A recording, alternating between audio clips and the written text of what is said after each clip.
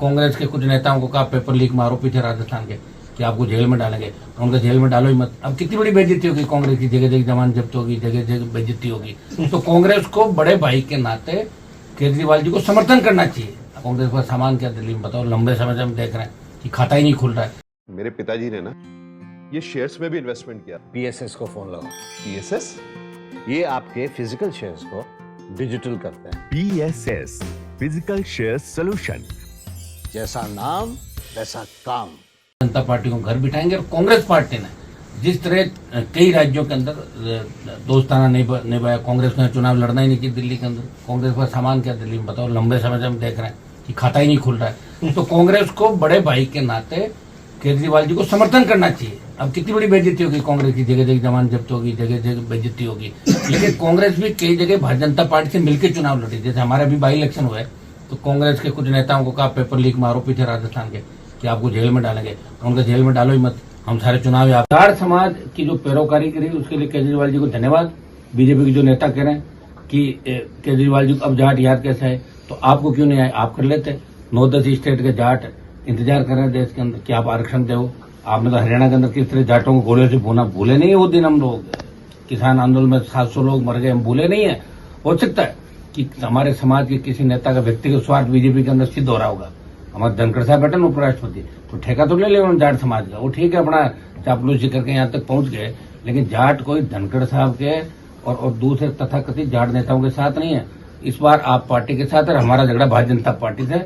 हम बीजेपी की हवा निकाल देंगे और देश में संदेश देंगे कि हम जिधर जाते हैं उधर सरकार जाती है। और हम जाटों का किसी झगड़ा भी नहीं, जाट तो सबको साथ लेकर चलने वाला। आप इतिहास उठा कर देखें, जितने भी धर्म पंथ आए जाटों ने आगे होकर स्वीकार किया। हर लोकतांत्रिक व्यवस्था के अंदर विश्वास रखने वाली कौम है, लड़ाकी कौम है, मजबूत कौम है। और मजबूत कौम देखिए, मैंने पार्टी राजस्थान में पहला व्यक्ति हूँ, सौभाग्य मुझे ही मिला। यहाँ आपके दिल्ली, हरियाणा, उत्तर प्रदेश, यहाँ तो हमेशा पार्टियां बनती थी, लेकिन राजस्थान के अंदर पार्टी बना के एक संदेश हमने दिया कि हम भी मजबूत हैं, हम भी आपके साथ हैं। जब आवश्यकता पड़ी देश के किसानों को, तो मंत्री पद को ठोकर मार के भाइयों के लिए सड़क पाया। और अग्निवीर का आंदोलन भी 2 बड़ी रैलियां जोधपुर और जो की वनमान बेनीवाल। लेकिन आगे भी मोदी सरकार के खिलाफ हम बड़ी लड़ाई लड़ेंगे और आज नहीं तो कल हम थकने वाले नहीं है।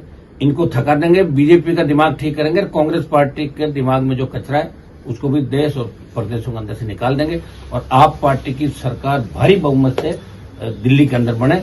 जाट समाज के भाइयों से मैं आह्वान करता हूँ कि जो मुझे पसंद करते हैं वो सारे वोट आप पार्टी को दें, क्योंकि ये लड़ाई किसी बीजेपी के अंदर बैठे व्यक्तिगत सामाजिक, हमारा समाज का कोई नेता हो सकता है, वो आके ये भी बात करेगा कि मैं जाट। उनको पता है कि उनको प्रधानमंत्री और गृह मंत्री से मिलने में 7-7 दिन समय लगते हैं। मैंने उनको बाहर बेंचों पर बैठे देखा, उनकी औकात क्या है। कि इन बातों का भी ध्यान मेरे समाज के छोटे भाइयों को रखना है। जब आवश्यकता पड़ेगी तो हनुमान बेनीवाल और ये लोग आपके लिए गोली खाने के लिए सड़क पर मिलेंगे। और ये अभी चुनाव के समय आए, उसके बाद दिखेंगे भी नहीं। तो इन सब बातों का ध्यान रखते हुए पुनः दिल्ली की आम जनता से अपील करता हूं कि हम जो आपके लिए लड़ाई लड़ रहे हैं देश के अंदर, हमारी पार्टी छोटी जरूर है, लेकिन इंडिया अलायंस का जो हल्ला इन्होंने कर रखा उसमें राष्ट्रीय लोकतांत्रिक पार्टी का एक MP भी आता जो राजस्थान से आता है। तो RLP आप पार्टी को समर्थन करती है। मैं चुनाव प्रचार भी यहाँ पे करूंगा। धन्यवाद आपको।